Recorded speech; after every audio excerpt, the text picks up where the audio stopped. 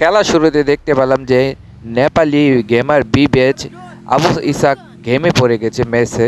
তো দুর্দান্ত একটি ম্যাচ হবে।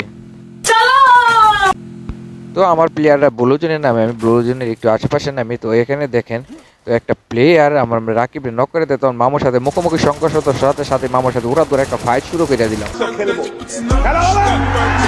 তো ম্যাচে যেহেতু বিভেদ আছে, তো খেলা তো হবে, দুর্দান্ত একটা খেলা। তো দেখেন একটা এনিমি আমার উপরে কিভাবে রাশ কইরা দেয়। তো এই পিছন থেকে রাশ কইরা দেয়, হালায় আমার নক কইরা দেয়। নক করার পরে রিভেভ পাওয়া যায়। রিভেভ পাওয়ার পরে শেষ জন্য আমরা চলে আসি। আমাদের রাকিব এবং রাহুল দুইটা ছিল একটু বালপাকনা টাইপের, তাদেরকে বললাম যে শেষ পর্যায়ে থাকিস, একটা খেলা হবে ওরা দুরা। তো ওরা পালপাক টাইপ করে পুরো রাশ করে দেয়, তখন বিবেজের হাতে ওরা মায়ের খেলায়। তো আঙ্কেল জুন পোষা ছিল আমাদের স্কোয়াডের। তো আমরা বিবেজটা দেখতে পেলাম যে খেলার মাঝ বরাবর খেয়াল করতে পেলাম যে বিবেজ পড়ছে গেমের মধ্যে। তারপরে আমরা আঙ্কেলে বললাম আঙ্কেল একটু জুন পোষ করেন।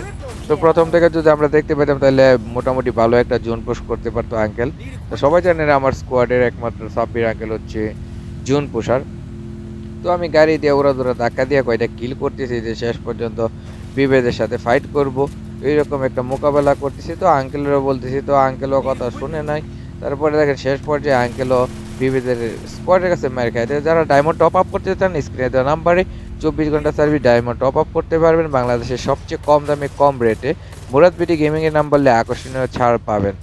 তো যাই হোক, এখানে তো মোটামুটি গাড়ি দিয়ে আমি মোটামুটি 3টা কিল হয়ে গেল অলরেডি। তো ভাবতেছি আঙ্কেলের বললাম আঙ্কেল সেভে খেলেন দেন, এই দিক দিয়ে আঙ্কেলের পুরা একটা মায়ের খেয়াল জুন পোষার, ওই জুন পোষারের কাছে।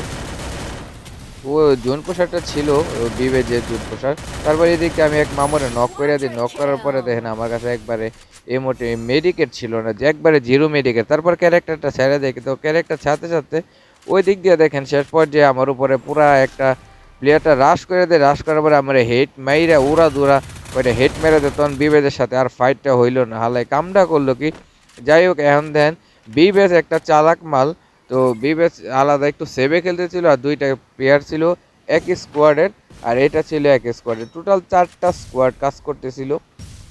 তারপরে ওই যেহেতু আমার মারছে, আমি সরাসরি ওর কাছে চলে গেল।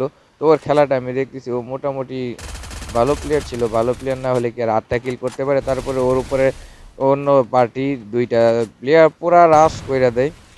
তো ওই বেচারা আর বাঁচতে পারবে না কোনোভাবেই। দেখেন দুর্দান্ত একটি ম্যাচ আজকে হয়ে গেল। তারপরে ওই নক করে দেয়, কিন্তু ওই পাশে থেকে বিভেদ আইসান দিয়া দেয় নক করে।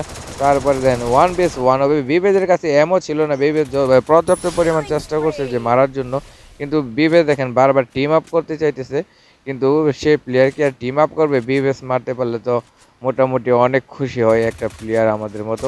তারপর দেন তো অনেকভাবে সেই এমও তার কাছে একবারে ছিল না। তো দেখেন সে টিম আপ করতে চাইতেছে, কিন্তু টিম আপ ওই মানতেছে না।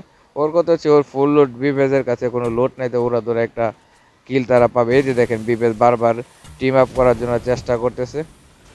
তারপরে বিভেজের কাছে যদি এমও থাকতো তাইলে মোটামুটি বিভেজ বুইয়া নিয়ে আসতে পারতো। তারপরে দেখেন ওরা ধরে এনে কি একটা রাশ করে, ওই এক